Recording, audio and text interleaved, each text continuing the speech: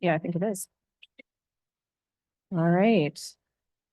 Thanks, everybody. So unfortunately, we don't actually have any of our PaCER students who are available to attend today. So Marge and I are, and Skylin and Candace are going to be helping to present on their behalf. But we do have some little clips and statements from them later in the presentation. So Marge, would you like to take us away?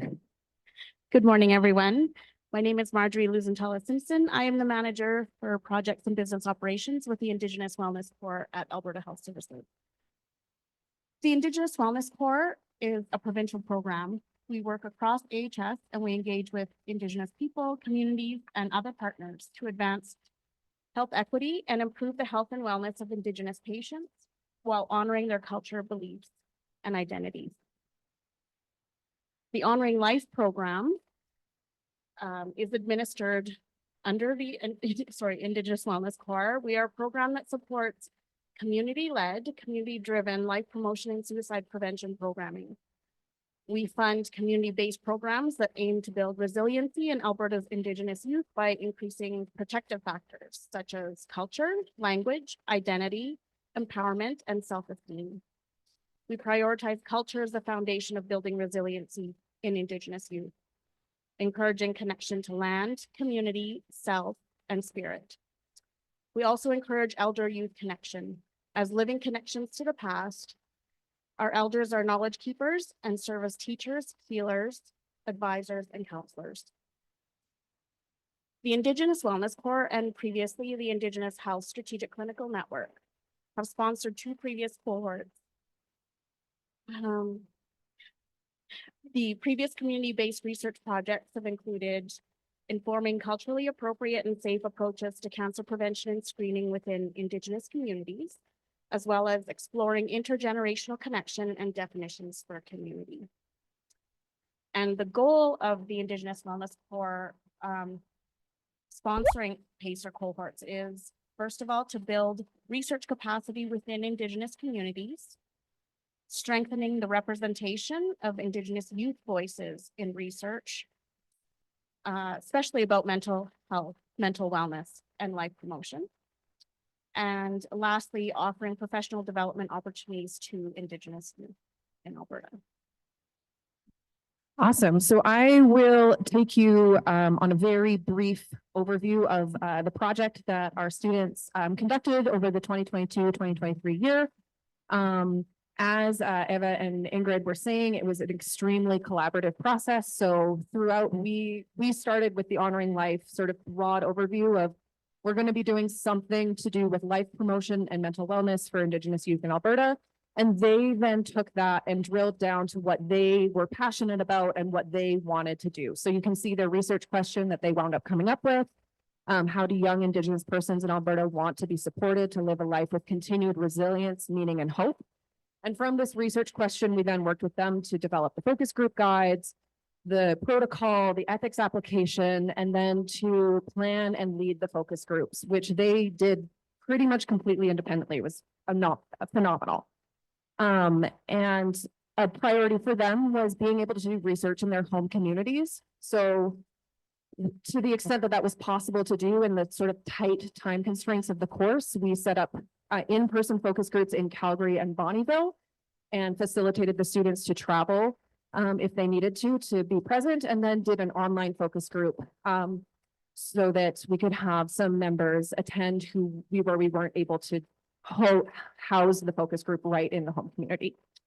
And then, yeah, following the focus groups, again, super collaborative for the data analysis, the report writing. And we had the unique opportunity to work with Candace on a graphic illustration. And so she'll talk about that briefly later on, and you'll get to see it a bit more.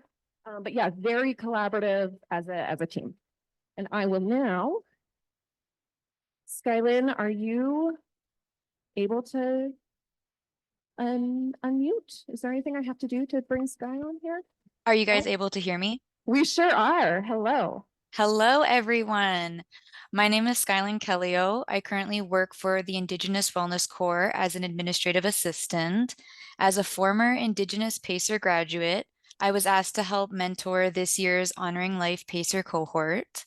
My experience as a PaCER student was very positive, but one thing I did not have was mentorship from an Indigenous perspective during my cohort. It was meaningful and important to be able to provide this year's cohort with mentorship from the perspective as an Indigenous person and young adult to help bridge the gap between their experiences and the university course environment. It's so important to have robust support. Academic work can be very alienating. Our group of students did not all have experience in university-style courses. All cohorts will need different kinds of support and mentorship to establish trust and adequately respond to student issues and concerns. No one person can fill all roles, but together we were able to provide diverse kinds of assistance. Our cohort let us know that they felt very supported by our team, and that was a significant contributor to their success and enjoyment of the program. Thank you so much, everyone. And next, Candace will tell you about our graphic illustration process. Amazing. Good morning. Can you hear me? We can. Perfect. So good morning, everyone. My name is Candace Ramjohn. I'm a knowledge translation project coordinator with the AB4U Learning Health System team and an embedded visual practitioner in patient-oriented research.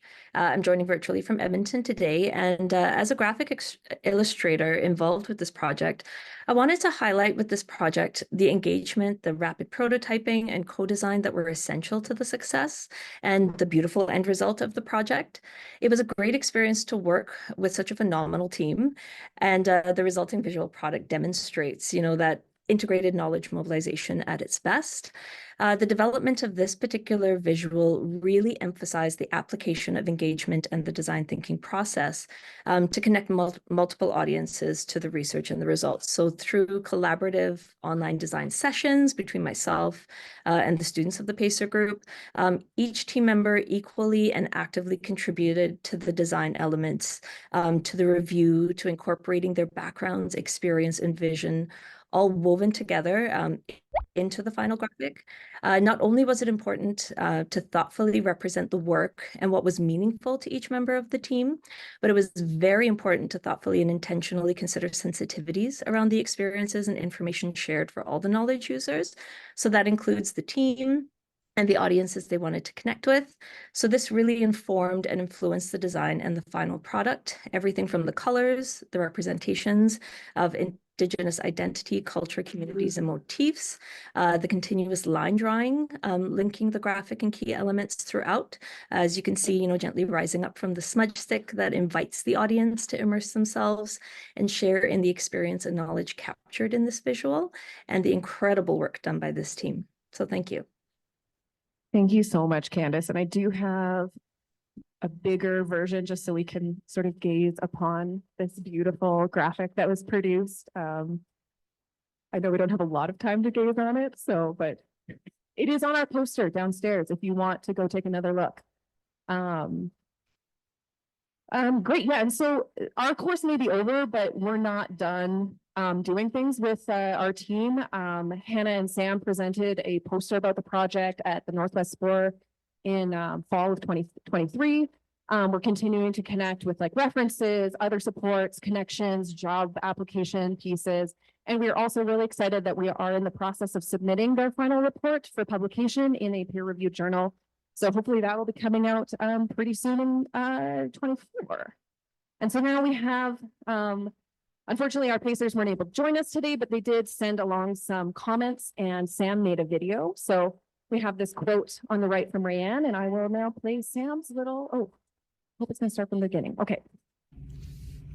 Hi everyone, my name is Sam. I'm one of the student researchers for the PaCER program on Honoring Life in 2023. Thank you for letting me share my experience, and thank you to Kristen, Ingrid, and Skylin. None of this could have happened without you. You were amazing mentors to us, and I will forever be grateful. From my experience, PaCER has been one of the most challenging and rewarding student experiences of my life. It was incredible to go out into communities and to gain these knowledgeable skills that I'll carry with me in my professional career. It provided me the opportunity to participate in research, which I've always been interested in. yet it seemed very far-fetched and out of my reach, especially when it comes to Indigenous research, yet because it's always from a deficit-based lens, which I'm really passionate about changing. The PaCER program really highlighted the need for community partners' voices to be at the forefront of research.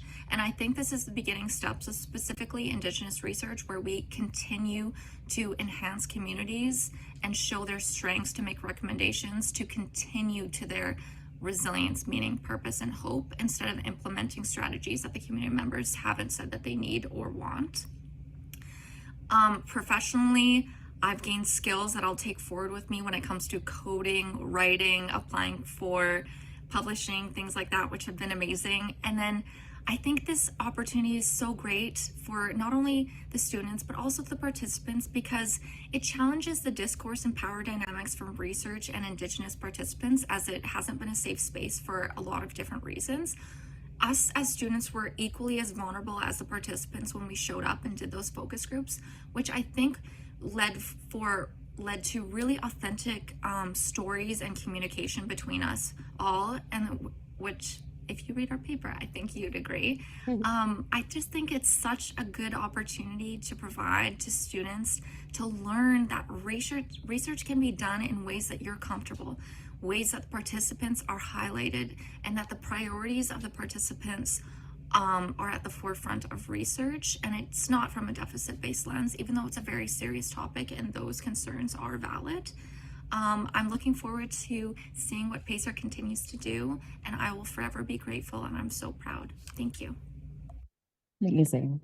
And then one last piece. So Hannah sent along this comment. So I'll let you all read. It's not fun to have people read at you, but just some highlights of what Hannah mentioned was that the process was extremely non-linear, but that was part of the strength and part of the process of growth and finding meaning, and was really based in the incredible passion of our team. They had an incredible commitment to doing research and making change in a good way. And it was really important to have that sort of flexible support approach, that flexible process that Eva mentioned a little bit earlier as well. And being able to host the focus groups as sharing circles created a much more sort of reciprocal relationship between the PaCERs and their participants, which led to some really rich data and some really authentic connections. And just as sort of Sam mentioned as well, that sort of shared vulnerability. And then, yeah, just the wonderful experience of the graphic illustration, of being able to report their results in ways that are not maybe traditional, but were also very impactful and were very meaningful when we shared them back to the participants. People were very excited to see it. And yeah, just the importance of decolonizing research, creating processes and knowledge that respect and honor Indigenous knowledge, and continuing to make it a priority to listen and center Indigenous voices, to make changes with, by, and for Indigenous peoples. Sorry, I'm blocking her last little piece there. Yeah, I think that is now, if we have any questions, if we still have time for questions, I know we kind of blasted through that, but yeah.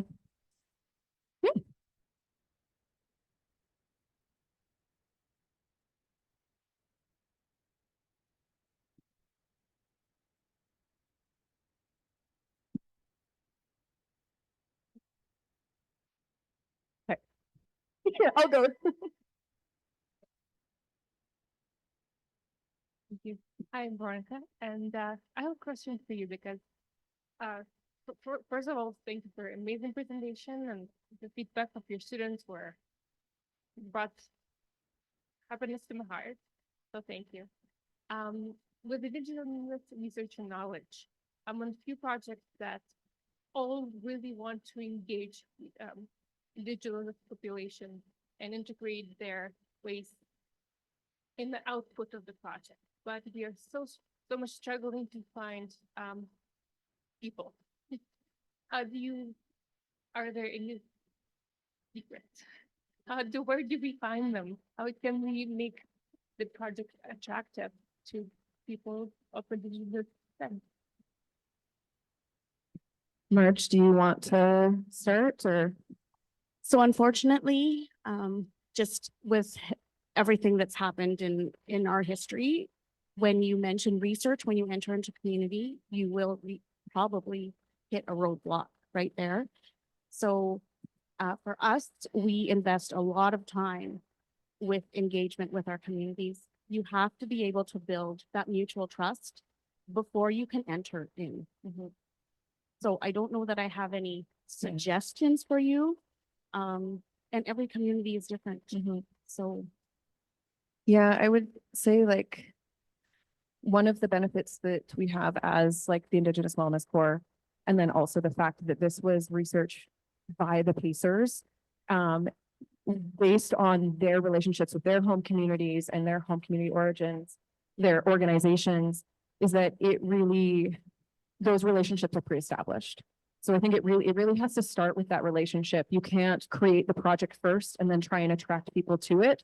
It has to be like coming out of that pre-established relationship and curiosities and priorities that are pre-existing.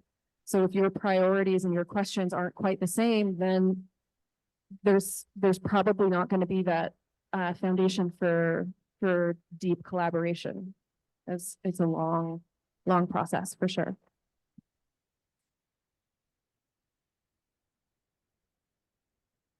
It was more a comment that you have to be an established part of the community first. And that doesn't necessarily mean that you have to be Indigenous, but it does mean that you have to be a friend. You have to be claimed by the community.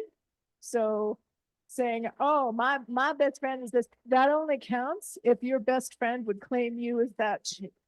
So has to come from the community. They have to claim you. You have to be there and establish that you are trusted and that you will center them and let them speak. You're not the Lorax. You don't know better. They can save them damn selves. You're just there to empower and spotlight and work the sound system for them. No, that's a phenomenal comment. And I think, yeah. How are we for time, Matt? Okay. Oh no, I don't know how to, I see. I've been told you had your hand up first. Thank you so much for that a wonderful and awesome presentation. So I just want to find out something, comparing traditional research or qualitative approach to research and looking from a PaCER perspective. What did your team find so intriguing working with youth? And what are some of the mechanisms or ways that you're going to foster this relationship to get the youths more engaged and to, because one of the slides, I captured something from one of the slides. How do you get the Indigenous youth to be engaged? So what are the mechanisms that you're going to use or develop to get them more engaged so that their desires be granted?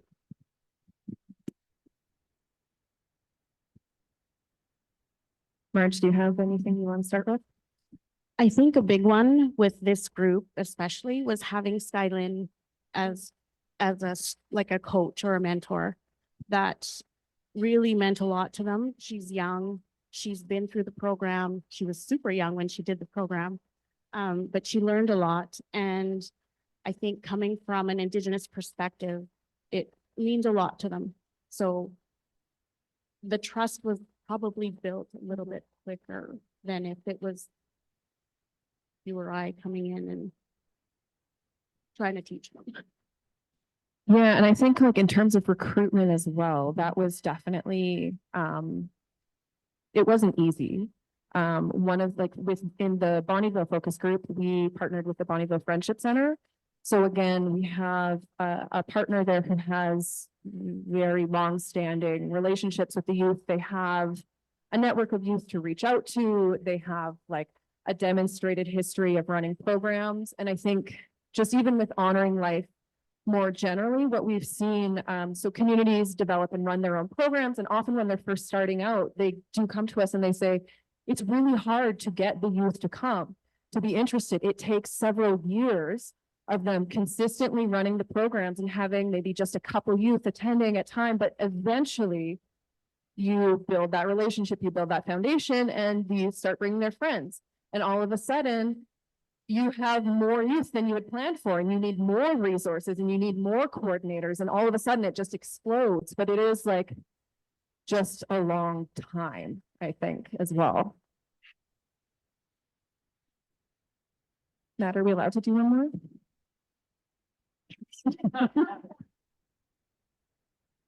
Thank you. My name is Waitzi, and I'm a PaCER graduate. I just wanted to just say a little comment that I think might help. A lot of qualitative research is questionnaires, and a lot of patients don't answer those questionnaires correctly, or it just, so when you come with the perspective of, we're going to do focus groups and narrative interviews, and we're going to listen to your voice, and we're going to hear what you have to say and transcribe all of this, and you're going to be participating and guiding the research.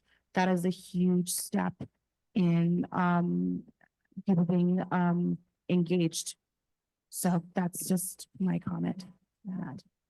We did make sure as well during the focus groups that we did have an elder present, so it created a safe space for sharing. Yeah, we ran them as sharing circles. Yeah. Okay, I think we're going to get in trouble if we don't stop now, but we're happy to chat. And I will also just quickly pop up our contact information. Sorry, I should have had that up. But always happy for you to reach out if you have any questions. And my email is on our poster downstairs too.